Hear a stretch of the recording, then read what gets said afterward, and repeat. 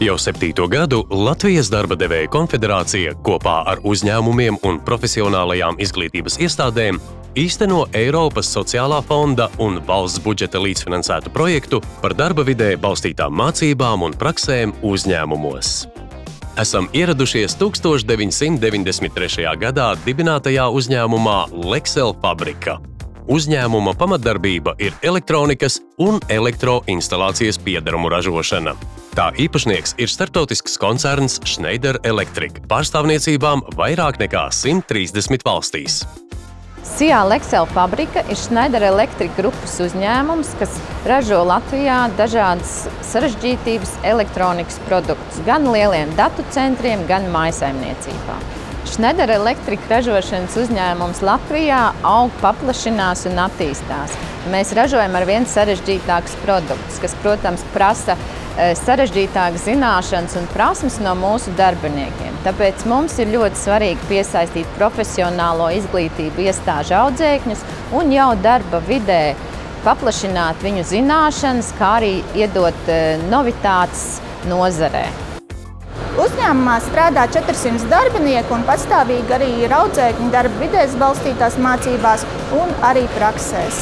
Mēs kā uzņēmums ļoti atzinīgi vērtējam sadarbību ar Latvijas darba devēju konfederāciju un, protams, viņu atbalstu šajā projektā.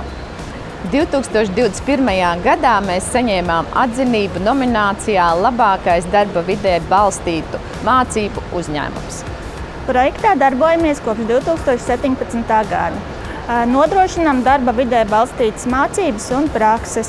Latvijā sadarbojamies ar Ogres tehnikumu, Rīgas valsts tehnikumu un Rīgas tehnisko koledžu. Prakses nodrošinām vairākās kvalifikācijās. Nozīmīgākās ir mekatroniskā sistēma tehnikas, elektrotehnikas un elektronisko sistēmu tehnikas. Darba vidē balstītas mācības esam nodrošinājuši jau aptuveni 100 audzēkņiem. Es mācos Rīgas valsts tehnikumā un kā arī strādāju šeit Lexel Fabrikā kā ražošanas operators. Es gribētu palikt šeit strādāt pēc mācībām, jo šeit ir ļoti labi darba apstākļi.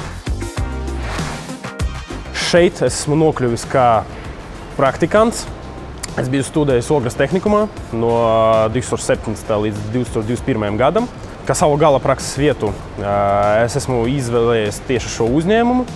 Dotajā brīdī es strādāju par kvalitātes inženieru Schneider Electric Rīgas ražotnē.